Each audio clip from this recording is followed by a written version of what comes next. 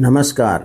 Doctor Ram सेहत podcast में आज हम एक छोटी सी लेकिन बड़ी महत्वपूर्ण ग्रंथि की बात करेंगे जो पुरुषों में होती है।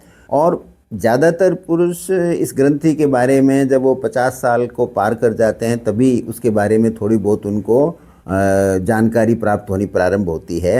उससे पहले उसके बारे में वो कुछ जानते नहीं हैं। इस ग्रंथि का नाम है प्रोस्टेट ग्लैंड, प्रोस्टेट ग्रंथि, और राजस्थान के गांव में इसको गदूद भी कहते हैं। लेकिन इसको यदि आप थोड़ा प्रारंभ में जान लो, युवावस्था में जान लो, तो आप कई तरह के जो परेशानियां हैं आगे चल के आने वाली हैं उससे अपने आप को बचा सकते हो। तो आज हम बेसिक बात करेंगे कि ये प्रोस्टेट ग्लैंड होती क्या है। देखिए, एक छोटी सी ग्लैंड होती है, सिर्फ पुरुषों में होती है, महिलाओं में नहीं होती है। और ये आप कह सकते हो आपके वॉलनट की साइज़ की एक होती है।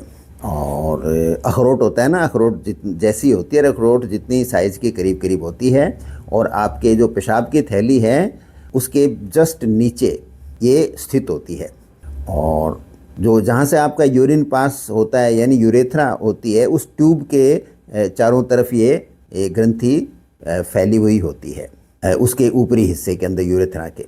और चूँकि ये इसकी स्थिति ऐसी है कि ये यूरिन की जो ट्यूब होती है उसके बिल्कुल पास में होती है, रादर उसके करीब करीब चिपकी हुई होती है, तो ये आपका यूरिन आपकी बॉडी से बाहर कैसे निकलेगा इसको काफ़ी हद तक प्रभावित करती है।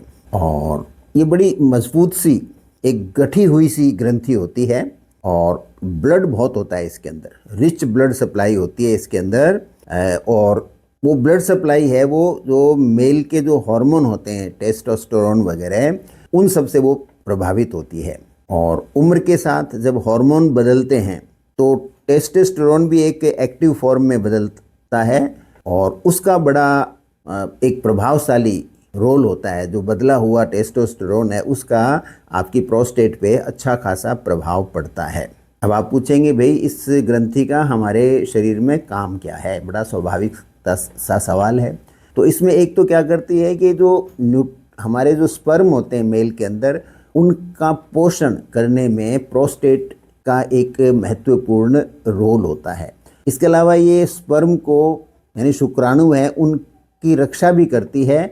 और उनकी जो गतिशीलता होती है उसको भी प्रोस्टेट का जो फ्लूइड होता है वो उसमें सहायता देता है, उनको उनकी गति को बनाए रखने के अंदर।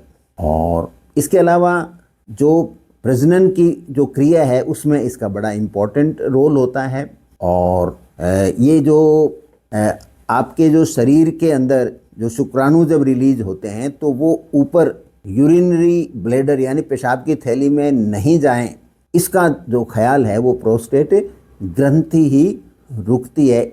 इसका मतलब प्रजनन के अंदर ये एक बड़ा महत्वपूर्ण भाग है वो अदा करती है। इस बात को हमें ध्यान में रखना चाहिए। अब ये प्रोस्टेट एक उम्र के बाद में बढ़ जाती है, विशेषकर जब हम 50 साल के होते हैं पुरुष लोग। और इसको हम कहते हैं BPH, benign hypertrophy of prostate, या सामान्य भाषा में एनलार्ज्ड प्रोस्टेट कहते हैं। और जो ग्रामीण भाषाओं में गदूद का बढ़ जाना इसको कहते हैं। यहाँ बिनाइन का मतलब होता है कि ये कैंसरस नहीं होती। ये जो वृद्धि होती है प्रोस्टेट की साइज में उम्र के साथ, वो कैंसर नहीं है, वो खाली उसके अंदर जो कोशिकाएं हैं उनकी संख्या जो है वो काफ़ी बढ़ जाती है।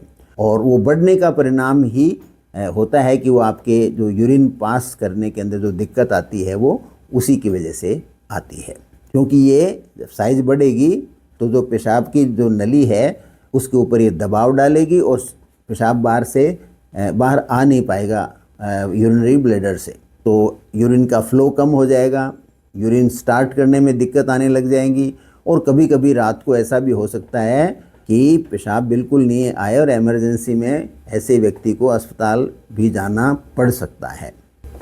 अब इसके कारण क्या है ये जानना भी एक स्वाभाविक इच्छा होती है कि क्यों बढ़ जाती है प्रोस्टेट। तो देखिए, कारण का अभी तक पर्याप्त पता नहीं चला, बस इतना ही है कि 50 साल के बाद में होती है। और जो आपका हार्मोन होता है टेस्टोस्टेरोन, वो उसका एक एक्टिव फॉर्म होता है, उनके प्रभाव से ऐसा होता है। कई बार इसमें आनुवंशिकता का भी रोल देखा गया है। और इसके अलावा जहाँ तक जीवन शैली है तो उसमें मोटापा हो और जो निष्क्रिय जीवन शैली हो उनके अंदर प्रोस्टेट की एनलार्जमेंट की संभावनाएं बढ़ जाती हैं। अब वो होता है कि हम कब डॉक्टर की राय लें, जब हमारी प्रोस्टेट में गड़बड़ी होती है तो हमें कब पता चले।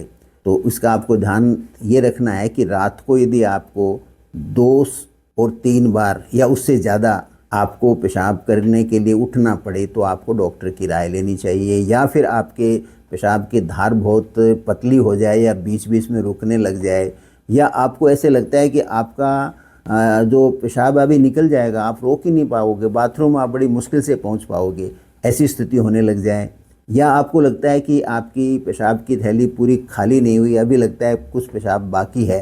तो ये जब यदि लक्षण आने लग जाएं तो फिर आपको अपने डॉक्टर की राय जो है वो लेनी चाहिए।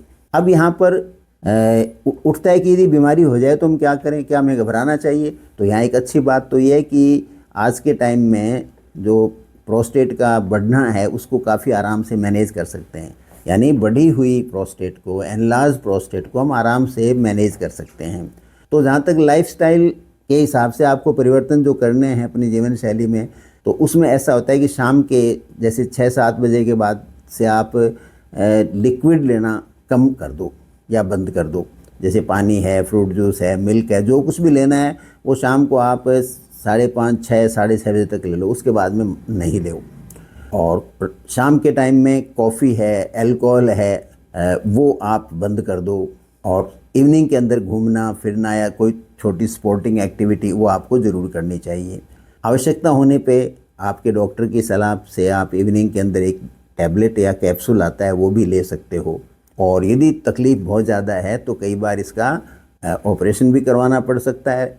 आजकल ऑपरेशन है वो बिना लंबी चौड़ी चीड़ फाड़ के किया जाता है, शरीर में ज़्यादा कोई ट्रॉमा नहीं होती है, दूरबीन द्वारा होता है। और एक अच्छा यूरोलॉजिस्ट आपको बहुत आराम से इस तकलीफ़ से छुटकारा दिला सकता है। अब अंत में मैं यही कहना चाहूँगा, डॉक्टर राम सेहत पॉडकास्ट में, ये ग्रंथि है तो छोटी सी लेकिन महत्वपूर्ण है। उम्र के साथ ये बढ़ भी जाती है, लेकिन इसके बढ़ने से हमें कोई डरना नहीं चाहिए। ये 99% केसेस के अंदर कैंसरस नहीं होती है। यदि हमें इसके बारे में अच्छी जानकारी हो और हम समय लेते हुए अपने डॉक्टर की राय ले लें तो आपकी जीवन को ये कोई ज़्यादा डिस्टर्ब नहीं करती है। तो अपने स्वास्थ्य का ध्यान रखिए और यूरिन से संबंधित जो सिम्टम आए तो उनको आप अनदेखा मत कीजिए।